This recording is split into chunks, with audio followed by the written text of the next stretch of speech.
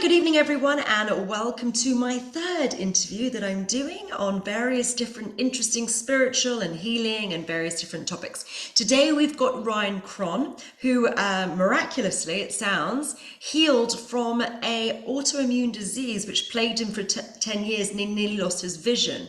And he did it all from diet and lifestyle. So obviously, I teach energy healing and I have a totally different approach, but this sounds fascinating.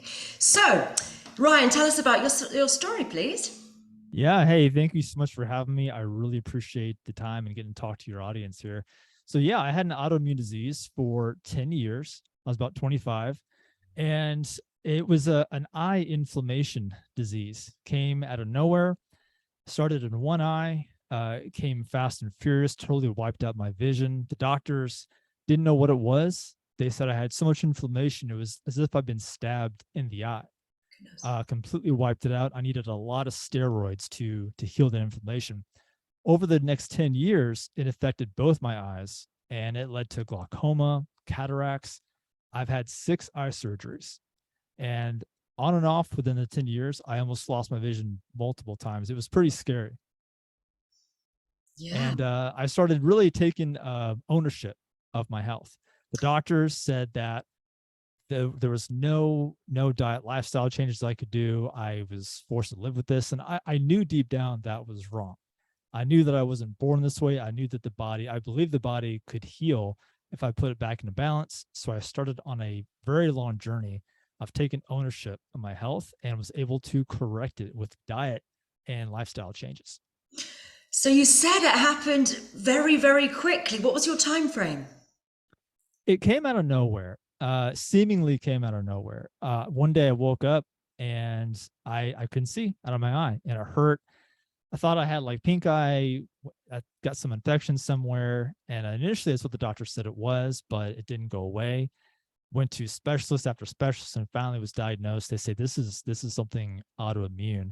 But even though all the blood work, I had a complete blood panel, everything showed perfect health, and of course that's not the case. So, and also you said that you were quite a lot heavier. You were bodybuilding when you became sick. So you were like a beefcake. Yeah, so looking back, I know what it was, what I believe it was. I was eating a pretty standard American diet. I was very active into weightlifting, but I would go out to eat Olive Garden, get breadsticks, soda, not a lot of junk food, but just a lot of processed food. And I specifically ate a lot of carbs to be as big and strong as I could. I was over 200 pounds, which for me is quite large. And I carried it well, I felt great. But now looking back, I know that that was really taxing on my body. Right. So that was a lot of bread, a lot of pasta, a lot of sodas, a lot of rice, just, typical carbs, but not too much junk food, was it? Yeah, exactly. In fact, because I knew that the carbs were the key to getting big and strong, and I was a young guy in my 20s. That's really all I cared about. And I would find ways to eat as many carbs as possible. I'm talking probably 400 to 500 grams per day. I was even drinking a weight gainer shake that had liquid carbs made of corn and other grains. And looking back now, I know that's exactly what my problem was. And it's really interesting. When I dove in deep, I was dependent on daily steroids, cortical steroid. Anyone who's ever had any kind of chronic inflammation, you know what I'm talking about. This could be injections, it could be eye drops in my case.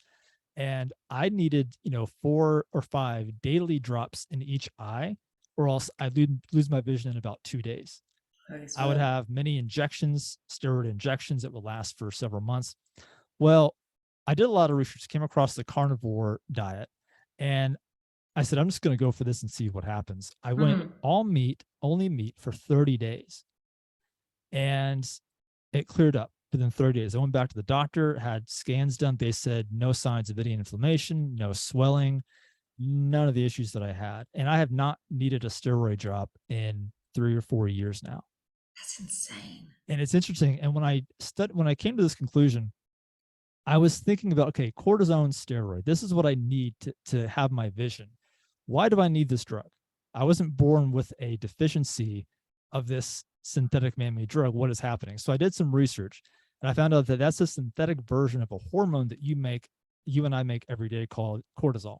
Hmm. Cortisol gets a bad rap. It's the stress hormone, which is true, but there's a good side to cortisol. And the good side of cortisol, it is your body's most potent anti-inflammatory hormone. And you need cortisol every single day. Cortisol is actually what wakes you up every day. So you don't want to have low cortisol just across the board. That's unhealthy. And you don't want to have it high. You want to have it higher in the morning and lower in the evening so you can fall asleep. That is a balanced cortisol rhythm. People get so strange about a lot of hormonal things. And I mean, for example, one that grates on me is people talk about the alkaline diet. Now, alkaline, and we're assuming that you want to be having like alkaline water, lots of greens, the whole thing to make yourself more alkaline. But what the medical fact of the matter is your blood needs to be at a certain pH. And it has to be within a very, very, very small range. And so your organs, they all have their own individual pHs. I can't remember exactly what they are off the top of my head, but they Yeah. need to be very, very precise.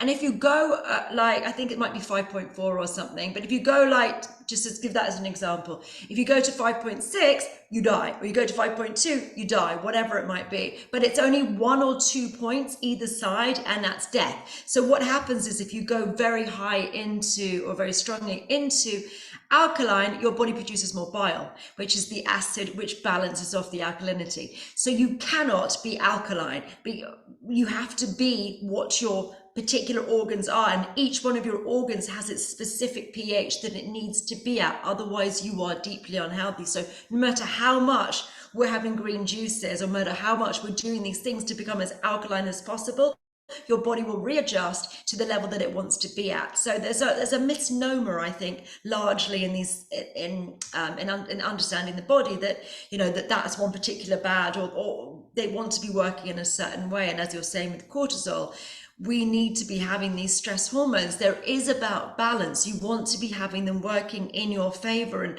not having them at all. Also, I know that if you have too much cortisol, then I think it gives you a bit of belly fat as well. There are, Yes.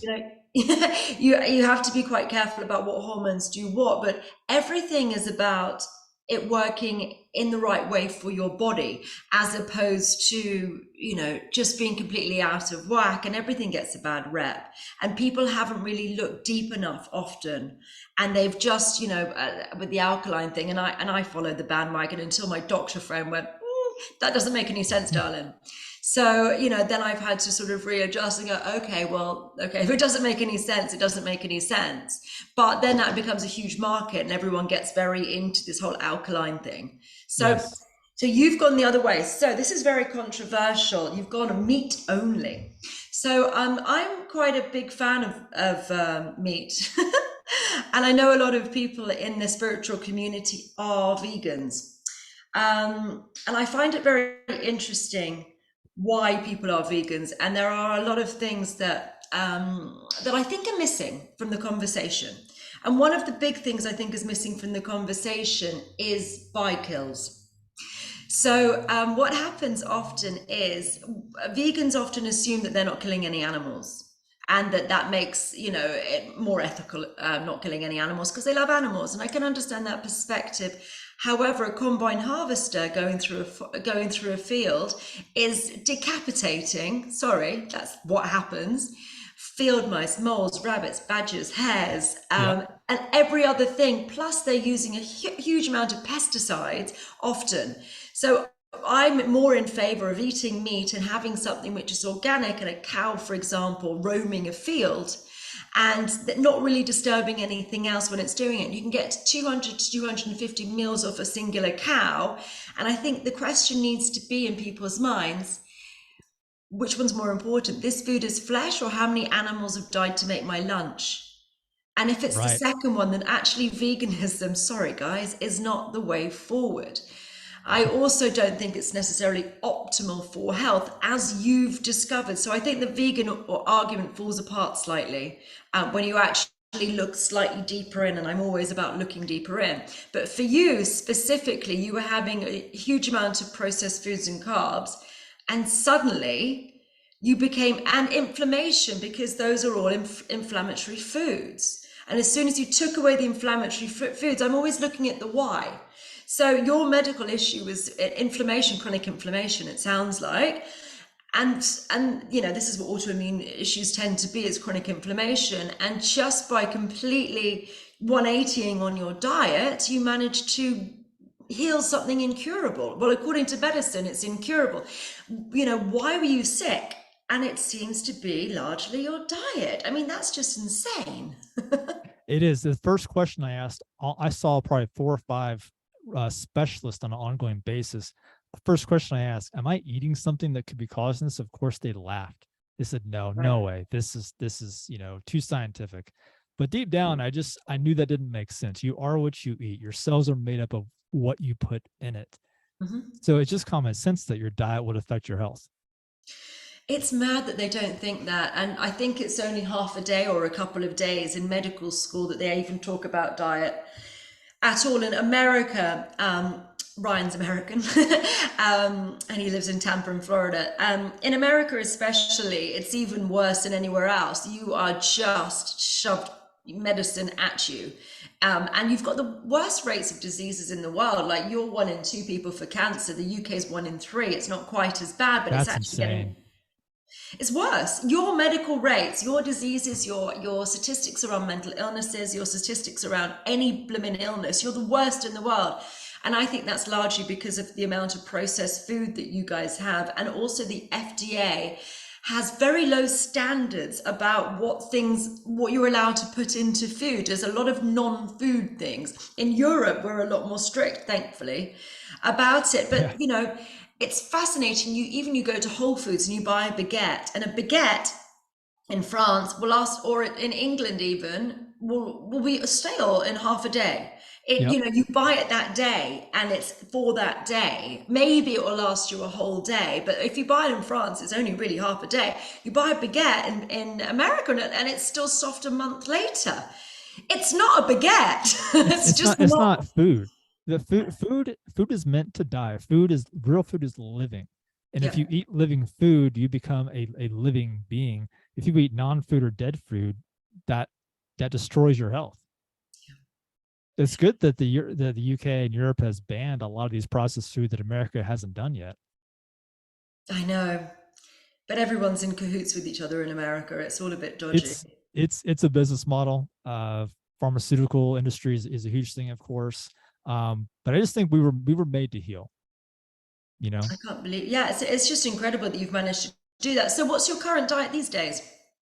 Yeah, so I went meat only for 30 days, fixed everything.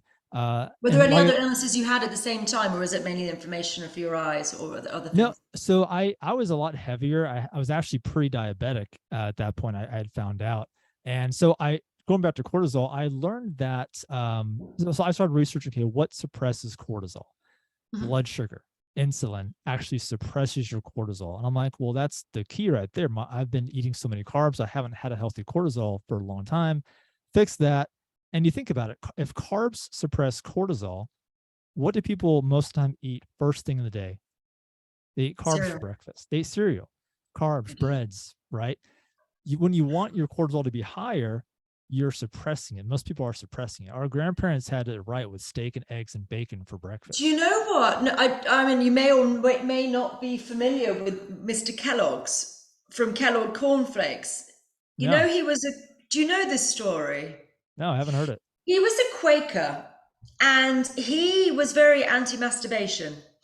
And what he did was the cornflakes was basically to stop people masturbate, to like calm them down so that they were less virile, so that Oh, they were really? less into sex and they were masturbating. Yes, this is a whole thing that he did. Mr. Kellogg's was very, very anti sex and masturbation and all that sort of stuff. And he actually made that product to stop people masturbating largely. And so Wow, that that's fits super with your interesting. model, because if you have the energy from the steak and the eggs and bacon and whatever, then you've got more life force, and then you're probably more sexually charged.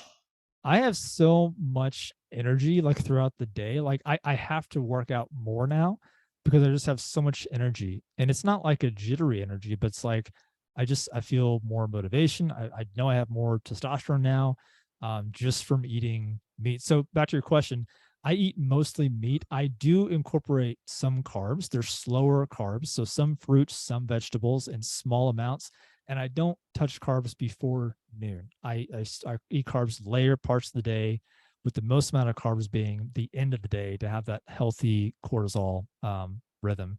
And I think it's a very custom thing. Some people thrive on zero carbs, some people don't, and I think you kind of have to find it's not a key to health. It's a combination, and everyone's got their own combination. Well, I mean, the one problem with eating just meat is pooping. Not everyone can poop unless they have some carbs or something, because it just to Right, some balance it off fiber, and to get yeah. some fiber. Yeah, so I will eat some fruits and vegetables, broccoli, some lettuce, strawberries, just things that I really enjoy. Sweet potatoes, but again, it's very small amounts and it's later in the day. If I would ever have a chronic health condition like sick, cold, flu, other inflammation, I would cut out the carbs. I'd go back to meat only as my base. That's my foundation. That's my healing diet, so to speak. Yes, my a friend of mine, Mark Atwood, has recently done something quite similar. He has been doing a program where it's been meat only as his diet, and they've had hundreds or 1,000 or so people working on it, and they've all been healing from all sorts of different diseases. Loads and loads of people have healed from all sorts just by going to meat only or That's high amazing. meat content. Yeah, it's not something, you're not the only one. There are quite a number of people who've recently turned to it. And I think there was another thing that we were talking about just before we started, which I thought was really interesting as well, is, the vegan argument being that, it's alive, and that's not really okay to be killing living things. And you said, well, plants are alive too. And Yeah. I, So go on. yeah, no, I was just gonna say, yeah, plants are living creatures. They breathe oxygen. They require sunlight. They don't have eyes or ears, but they're a living thing. For us to eat, something else has to die. Yes. That's not morbid. That's just reality. And there's a beautiful kind of irony in that. Um, but you're kidding yourself if you think that you're not going to kill something and eat at the same time. Well, I mean, the thing is as well, plants eat us when we're dead. That's a great point. I never thought about that. Yeah, well, I mean, that's quite an interesting thing. They do eat us when we die, and we just go back. We're all recycled. Everything is recycled ultimately. And, are plants farming us, or are we farming them ultimately? That's a good point. But I think it's important to be grateful wherever your meal comes from, whether if it's a cow or if you eat a plant. Like, this is a living thing. I appreciate it. I have gratitude for all the animals. I have gratitude for all the plants. Mm.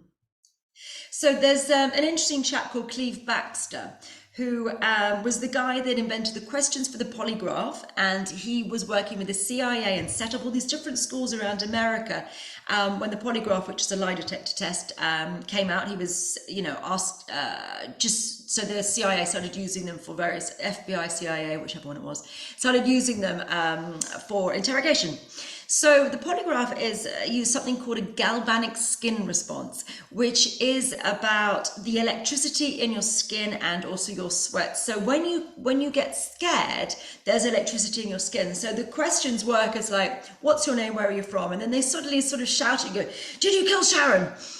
And then you're like, ugh. And if you did, then your skin reacts. There's all this electricity in your skin, and then then you did it basically. Oh wow. So what Cleve did was he was up in his lab until about 7 o'clock in the morning and just working. And his assistant had bought him a plant, which I can't remember the name. It sounds like dragon, but it's not quite dragon. But she bought him this plant, which is a bit like a spider plant. Anyway, with all these big leaves. And he was there, and at 7 o'clock in the morning, he just looked at the plant, looked at the polygraph, looked at the plant, looked at the polygraph, and thought, I wonder. I wonder if there's anything that I can do to freak the plant out in the same way that you do with these questions. So he plugged in all the electrodes into the plant Oh and just wow. thought, well, what do you do to scare a plant? So he saw a leaf and he started slapping a leaf, and no, that didn't do anything. So he thought, I know what I'll do. I will set fire to it. And as soon as his thought went to burn a leaf, The polygraph, as soon as he Really? thought it, Oh yes. my gosh. As soon as he thought it. So then he went to his secretary's desk and he went and got a match and he came back into his office, still going crazy.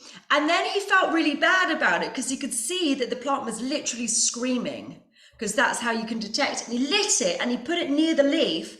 No way. Yeah, and it was going completely nuts, and he freaked out, and then only did it a tiny bit and felt super bad about it, and then he was like, then he was just sitting there feeling really guilty. And it wasn't until he put the matches back in the drawer that the plant calmed down. That is super interesting. Plants have feelings too. Clearly. That's amazing. Why isn't that on like every news channel? That's amazing. So Cleve has then gone on, and so then he tried to show it to one of his colleagues who came in shortly after. But then he was a bit scared to like do it, and he didn't really have a pure intention to actually set fire to it, because he knew how bad, and he felt bad internally. So even, he was almost sort of pretending that he was going to do it, and it didn't work. It wasn't until he actually meant to do it. Now Cleve has gone on and he's done it with eggs. He's done it with, and if you have like a box of eggs and boil one of them, the other eggs scream. Oh, really? Yeah, and if you do it, he did it with a famous athlete in America, and took a vial of their blood, and he sort of watched the blood and managed to do it with blood somehow. And when this guy got really stressed out because there was various different traffics and things like that along his journey, he could see it from the blood. So it was shrimps. He's done it with all these different things. And you know what the only thing is, because this is really interesting about your gratitude. We're going circling back. Yeah. When you pray for it, when you have gratitude towards it, it doesn't do it. Really? Every religion in the world says grace or halal or kosher. They pray for the food and have some sort of gratitude process for it. And if you do that, the food doesn't scream. It just realizes that it's there for that purpose, and it doesn't react. Wow, that's super interesting. I've heard of those experiments with water, like water responds to music. That's Dr. Masaru Emoto, who I've got. My credit card has actually got the snowflake for truth on it, because I'm very about truth. I had that Yeah. printed on my credit card. Yeah, he's a very interesting chap as well. And it's about, yeah, so what he did was he spent years figuring out how to make snowflakes. He was commissioned by a Japanese university to figure out what a snowflake is and how to make it. And what you have to do is hyperfreeze water and then let it thaw just a bit, and then it forms snowflakes. Then what he did was so distilled water intrinsically makes the same sort of snowflakes. And so what he did was he got that, and then he would write different words on it. He would put love on a bottle and put hate on the bottle and leave it for 24 hours, and then take a picture of the snowflakes. And the snowflakes looked entirely different. The ones with positive words made very uniform, beautiful snowflakes, whereas the ones with negative words made all these blobby messes, discolored, weird things. Oh my gosh. Yeah, just by the words love and hate. And they've done these experiments as well, which are quite interesting, where they just get some cooked rice and they leave it, and they just put the word love on one and the word hate on another one. I've heard of this.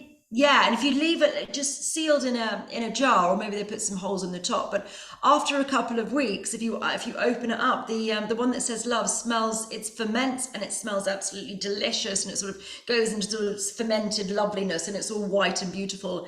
And the other one is rancid, just from the word, and also walking up to it and saying I love you every day versus I hate you every day. Now we also have to be aware that we're 70% water, and what do we say to ourselves?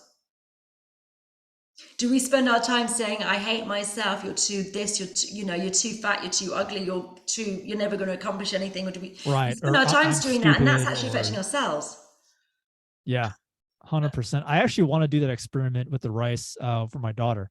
It also works with you can do it with microwave. If you put microwave water into a plant as well, if you have microwave water and you put it and feed 2 plants with it, or water 2 plants with it, then the one with the microwave water fails. But you can just do it with plants as well, just growing anything and saying positive affirmations to it versus negative, and it affects it. And water is memory, and yeah, so all these positive things. So it's very, very important to have gratitude and to say some sort of prayer or some sort of thanks when you eat whatever it is. 100%. I love that. Yeah, so you're on that. Do you eat anything else? Do you eat? I know the Carnivore MD. I'm a big fan of as well, and he has honey and he has fruit in his diet. Anything like that? Yeah, I do actually. So I'll eat some vegetables, some fruits, some broccoli, lettuce, strawberries. At night, I make these. It's so quirky. I make these delicious banana pancakes, and Okay. I put some honey on them. It's like my one, like I call it my vice meal or my cheat meal. It's perfectly healthy, um, but it's just the one meal I eat just because I love the taste and it happens to be healthy. The rest of food, like, don't be wrong, I love my food, but I kind of don't care how enjoyable it is. Like, it's not there for me to enjoy it. I do enjoy it, but food's first goal is Sure. to keep us alive, right? We need food for energy, not for enjoyment. So I think we have kind of an inverse relationship to food. We eat what tastes good. We don't care what it does to us. I think that's just a terrible way to look at it.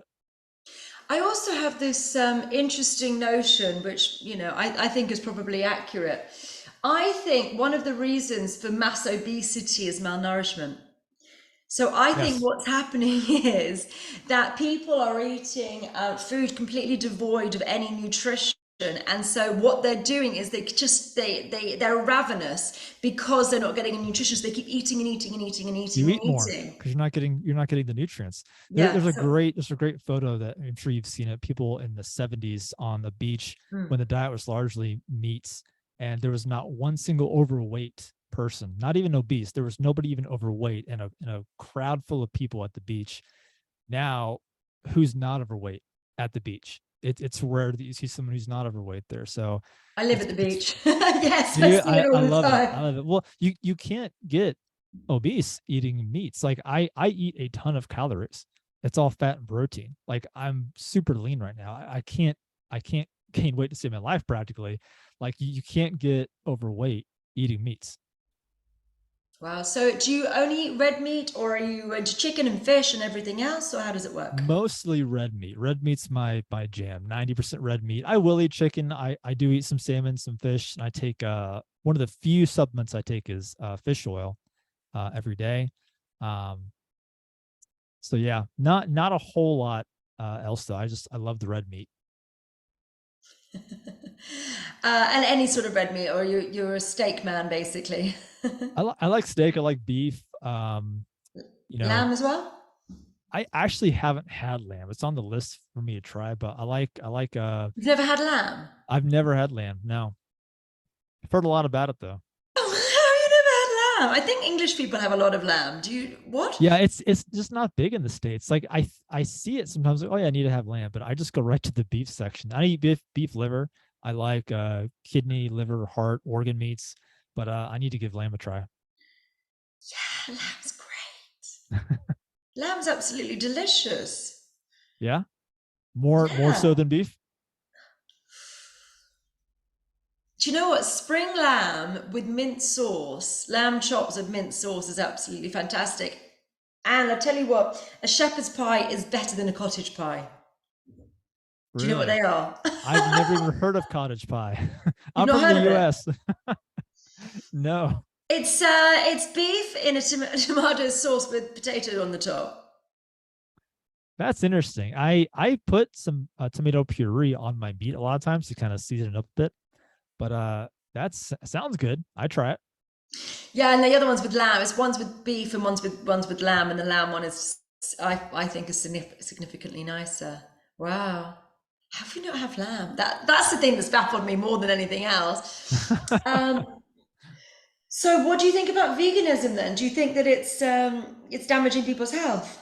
So this is very interesting. It's very nuanced, and I love this conversation. I think if you're on the standard American diet, literally anything else is going to be better than that. Veganism would be a step up from that. I don't think it's optimal. I don't think you're going to achieve optimal health on a vegan diet. There are people that swear by it, and I think they're right for them. But I'd be curious to see anybody who's thriving vegan. I'd be very curious to see them experiment going mostly meat for Yeah. 30 days, 90 days, and just seeing what that does. Not saying it's the answer for everybody. Like Paul Saladino says, I think most people would tend to thrive on a mostly meat diet. Mm. There was another lady that you mentioned before we started recording. Who was she? Um, I don't remember. What was it about? We were talking about the carnivore MD, and you said there's somebody Oh, else I should check yeah. out. Yeah. Michaela Peterson. She is the daughter of Jordan Peterson.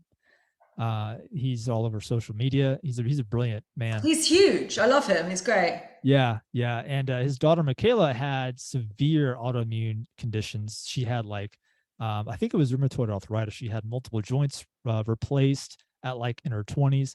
She developed what's called the Lion's diet, which is beef, salt, and water. That's it. And she's like 90, 95% better. It also cured depression that she had. And what's interesting about her is when she tries to experiment, like with a piece of lettuce, she flares up. And Wow. I think that's more mitochondria related. I think that's a bigger combination there to crack. So that's super interesting. Some people can't have any fruits and vegetables, um, but most people that I've been following tend to do really well on just beef, salt, and water, even ideally short term, right? You don't want to necessarily live on that long term if you can help it. So she's really been interesting to follow as well. Wow, that sounds interesting, doesn't it? Well, the thing is, I think we should all just all be open to different things and experiment. Like, how do you Yes, know what you like before you've tried it? And I think a it's hundred very percent. easy to get stuck and thinking about, right, well, I'm never going to go and do something that I've never done before. And you get to, I don't know, 30s or 40s and you think, you just never try anything new. How do you I know? yeah, I was willing to go to try veganism if the meat thing didn't work, but I'm like, well, I prefer to eat meat, so let me just start with that. Joe Rogan talks a lot about the meat diet, so let me try that. And Hmm. luckily, I'm fortunate enough to have done that first and found that really helps me. The people that say that, oh, I when I eat meat I flare up, I would like to challenge that a bit because I'm wondering, okay, what are you eating with the meat? Are you having a McDonald's Happy Meal with soda? Are you eating the bun on the burger? When I eat meat, I'm talking I cook beef and I put salt on it. Like that's my meat. I don't put any. I mean, I season it, but I don't eat it with bread or anything else. So when I say meat, like I mean just that one ingredient. And I think all the studies that implicate meat to be bad, uh, I don't think it looks at the whole picture. Hmm. Interesting. Yeah, I just also think that the more chemical processes something goes through, the worse it is for you. I mean, look, I love pizza. I do. I've got a pizza oven. I like, and I'll occasionally eat pizza. I don't eat it every week or every month, probably, maybe every Yeah, month. But it's pizza's not a amazing. regular thing. I am very pro meat, but think about how many processes it goes through. The flour, milling the flour, collecting it and then milling it, and then you start making your own pizzas and things, because I make everything from scratch. And actually, interestingly, it doesn't inflame people as much as getting something from Domino's, because it is good quality, pizza flour, and you're making things well, but it's still gone through a lot of different chemical processes to get into your belly. It's been cooked several times. It's not particularly good for you, but occasionally I think it's worth a treat for me. Yeah, and well, that goes into, okay, you're not cooking with seed oils. I can guarantee you're not. But I use Domino's ghee for is. everything. Yeah. Yeah. So seed oils is a huge part of this conversation. That's Mm. incredibly inflammatory and it's in everything. So the flour is one thing, but being processed with seed oils is an entirely different thing. Mm. Yeah. And it's in everything, and especially in America, you've got this hydrogenized corn. Like there's so It's much corn everywhere. oil and everything. And even in the UK, everyone's using sunflower oil. If you're going to have chips, have them in the air fryer and put a bit of ghee in there. And that's Yes. not the same as having them cooked in sunflower oil, and deep fried, because that has got all of it's often the oil's rancid. Often it's been reused a load of times and it's just got all these different toxins in it, and it's oxidized. That's no good for you. The oxidation level of something like ghee, it doesn't smoke. When it smokes, it's oxidized. So even if you're not really supposed to use olive oil to cook with either, because it has a low Oh, oxidation really? level. No, you're not. Oh Because man, I gotta as soon change as it that. smokes, it oxidizes. Oh wow. So you use ghee, you said. Yeah, you're not supposed to cook with olive oil unless you're using a very low temperature, because as soon as it smokes, it oxidizes, it becomes poison. Yeah, ghee is clarified butter, so it's cooked butter basically. Clarified butter is what ghee is, which can maintain high levels. Normal butter can't, because normal butter burns really easily. But ghee, yeah, clarified butter is fantastic to cook with, and you can get grass-fed beef ghee, which is what I use for everything. Oh, interesting. I may have to go to that. I didn't know that about olive oil, so I'll have to change that. Not many people do. It's olive oil is fantastic and it is good for you, but it's you add it to salads, you add it after. Do you ever use tallow? See, I don't think we've got tallow with it. What is tallow? It's beef fat, is it? What is it? It's yeah, just beef fat. You can actually get it on Amazon. I get it from the grocery store. I get grass fed. I don't buy grass fed everything, but I do buy grass fed tallow if I'm just looking for the fat and I grass fed think that's called organs. lard in England. Well, that see Is it to us, different? lard is pig fat. The Ah, tallow okay. is beef fat. Right, but it does come in Got a a white bar color. like lard then, or not? I'm Is it not in a sure jar? how it might come over there. Mine comes in a jar. I can buy lard or tallow. Oh, okay. I just use ghee.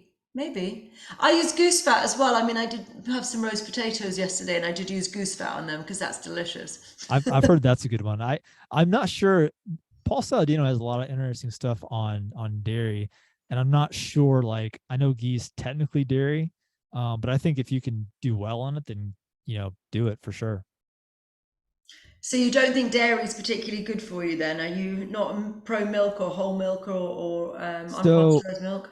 what's another thing? I drank a ton of milk back in the day, and I think that's a more complicated conversation. I think if you're getting it like from the farm, like the way that our grandparents and parents got milk, that's one thing.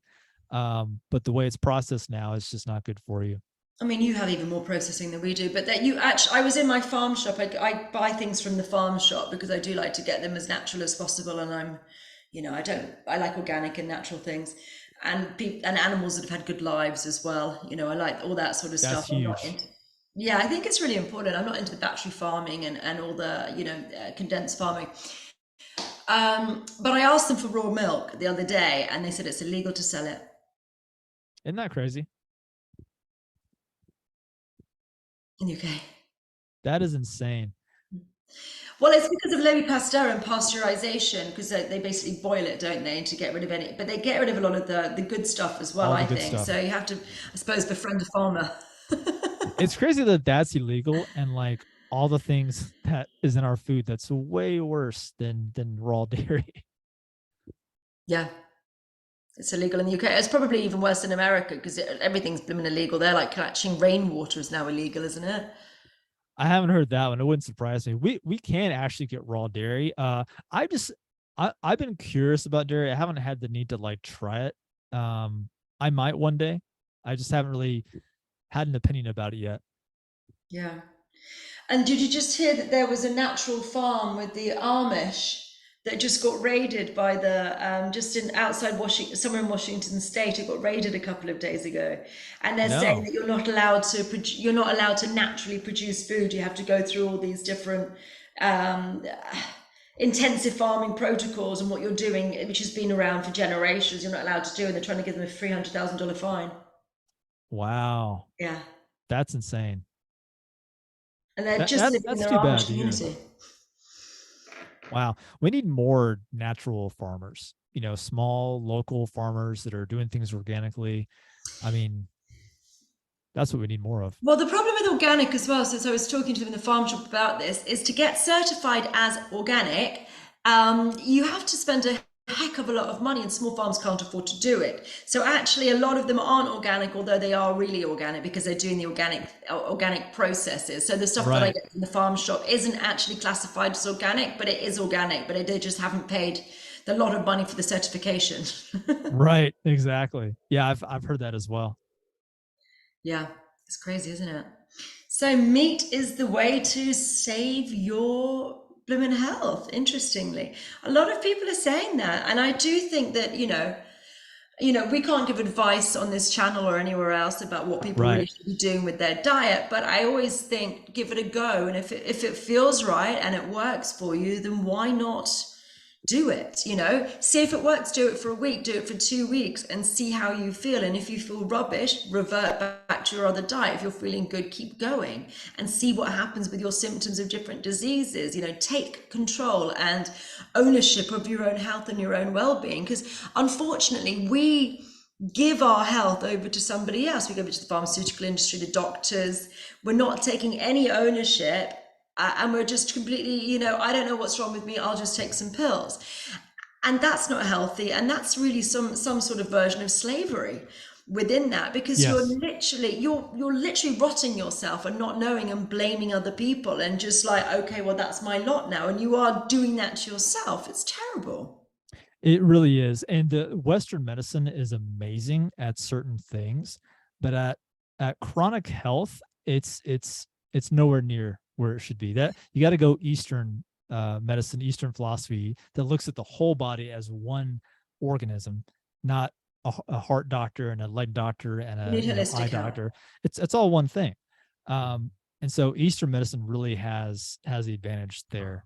You're like this. So, in Chinese medicine, what they used to do back in the day is really interesting. So, obviously, we have to understand that medicine is a business. I mean, and Yep. you know, and it's very expensive in America. So you probably know that more than the Brits. Basically, when you go to the doctor and you get diagnosed with something, then you have to keep going to the doctor and you keep taking pills and you become a client for life, and they're making money off you all the time. And actually, as pessimistic as it sounds, you know, someone cured is a lost client. It Yeah. is, you know, it's lost business. Right. However, you know, and you know, that just sounds cynical and awful, but it is a loss, as someone healed as someone lost. In Chinese medicine, what they used to do in ancient China is you used to pay your doctor and go and see them once or twice a month, and they would give you the herbs and the, you know, maybe ask you to do some qigong and do some acupuncture and all the different cupping and all the different ways that they use it. And they would be paid, you would see them regularly, and they would be paid, you pay them to keep you well. It's entirely the opposite Imagine way that. around. And What a if you got concept. sick, you didn't pay, because it was their responsibility, or your, you know, community Oh, responsibility between the wow. two of you to keep you well. Obviously, you had to follow the instructions from the doctor, but if you got sick, that was, they shouldn't have allowed you to get sick if you were doing as you were told. It's entirely backwards. Did they still do that today? Not much, I don't think. I think it's an old way of doing it. Everything changed there when we had loads of bacterias and pathogens came Mm. in. There was a whole thing which changed when, I think, when the British got there, we started bringing lots of different illnesses and things changed around quite significantly. They may do it in rural communities. It's not that well known, but so much better. That's amazing. What a novel concept. Well, it's the original one, and it makes more sense. You know, they It shouldn't be, does. doctors shouldn't be incentivized to keep you sick, which is intrinsically what they are. It really is. And my doctor's like, luckily I've had the most amazing doctors like in the state. And I've been very fortunate. But even then, they've been so limited because they're not taught about diet, lifestyle, even stress. Stress implicates autoimmunity. We know that. And Stress is everything. Every it is. disease that anyone has, it is added to and accentuated by stress. Stress is literally the wrecking ball for everything else. It is. So really to have like perfect health, you need to have that mix. You need Western medicine when you break your leg, get stabbed. You're not going to a herbalist for that. No, But it's great for accidents and emergencies, you know, but yeah, according to the stuff that I believe, you shouldn't really get yourself in trouble in the first place if you're living in alignment. But right, that's a whole other right. story.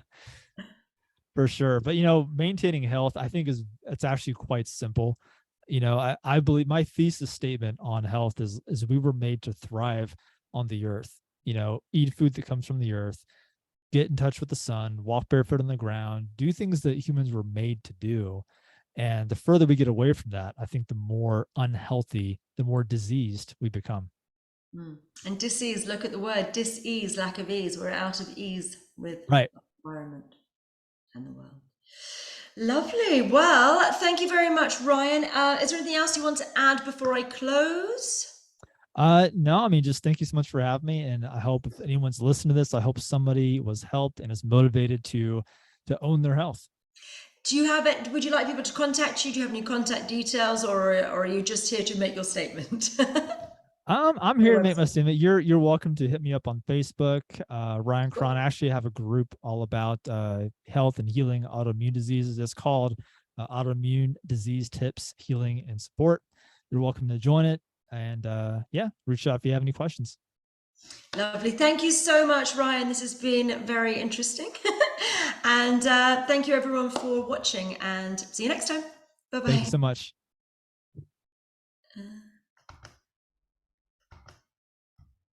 Are you sure you want to stop recording?